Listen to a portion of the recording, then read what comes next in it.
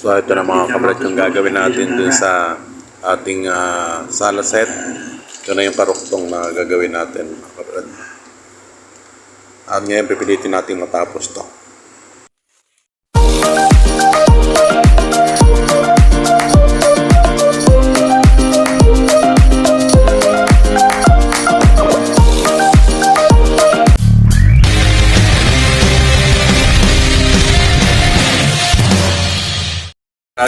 Isang napakagandang umaga po natin lahat yan.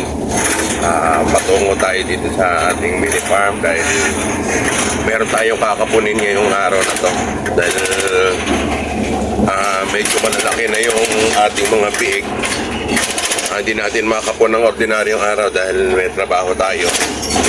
Kaya ngayon linggo, Sunday po, magkakapon tayo. Tatlo lang naman yung lalaki na kakapunin natin. Papunta na kami ni Kapitan Tasyo. Tasya!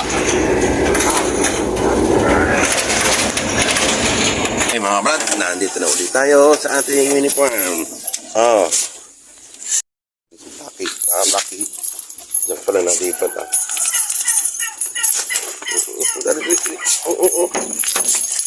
Ay!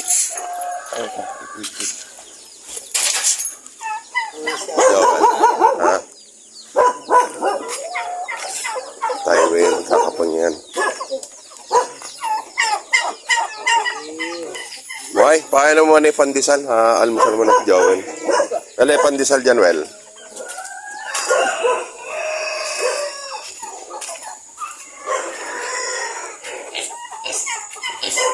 Well, kumain na yung mga manok, Well? Okay na?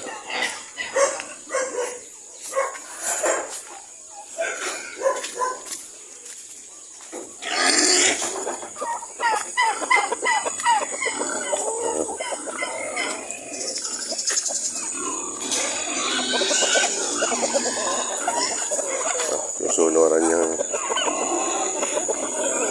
Boy, dali mo na yan, blade.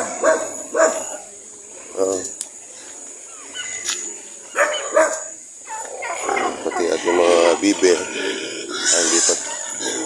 Iba lang kung pinakain na ni Gawin itong yung ating mga native. Hindi pa ito.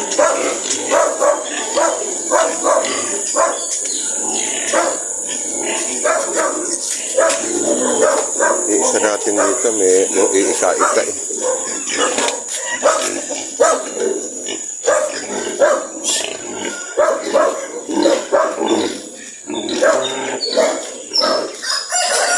kamusta ka? Ito medyo umiika natin.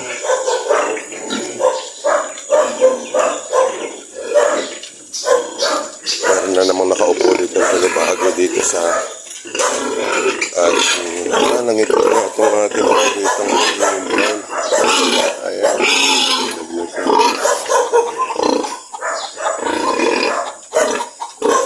Ito naman mga limhim ito.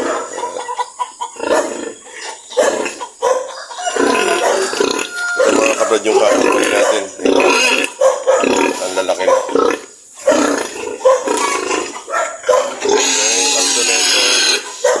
Ibigay natin dun sa ating kinukuhaan ng page. May kang pagkain doon na breeder. Yan. Natapos na natin kapunin yung ating tatlo. Kaya kamahit nali? Lima lang. 1, 2, 3, 4. 6. 6 lang ba? Sige, okay na yan, okay.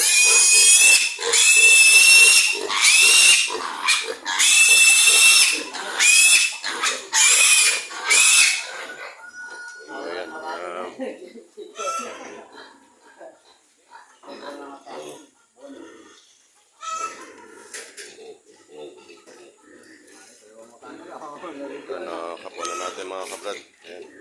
Tapos ilipat na lang natin dito para hindi sila doon marumi rin marumi dun sa kaya dito natin ilagay.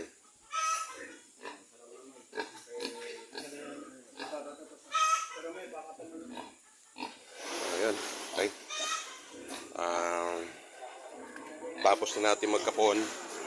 Ngayon naman, uwi naman tayo doon sa bahay dahil meron tayong gagawing itutuloy natin yung sopa na mga scrap na ginawa natin. Mga brad, gagawin na natin ngayon yung kulang nating upuan. At sigurado matatapos na natin yan. Tara mga brad. Mga kabrad, yung gagawin natin sa sopa. Ito. Yan. Mga scrap dito sa ano. Yan. So ito yung mga kabrad yung mga ano natin. Yan. Pyesa na gagamitin doon sa paa ng ating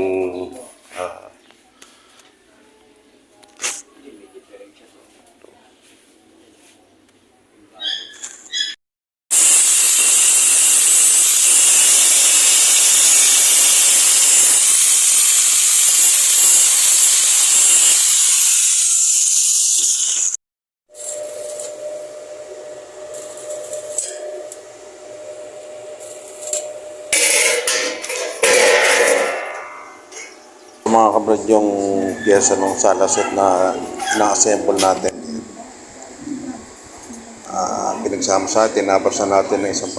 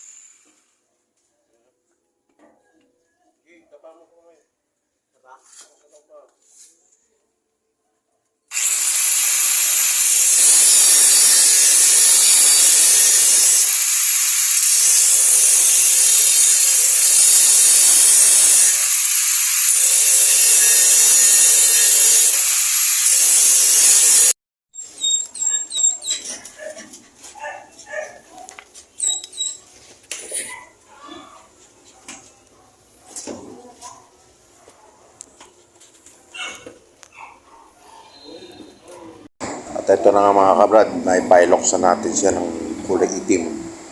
Ngayon, papasok na lang natin sa ano para pagsamasamahin na natin. Kasi Tasha, pinag-ano niya yung pinakasahig, yung medya. Pinipinturahan niya ng epoxy primer. Mga kabrad, natapos na yung ating sopa na gawa lang doon sa mga scrap natin na nakita natin sa dati pa sa site at saka yung mga dati pa natin mga tubular nung araw.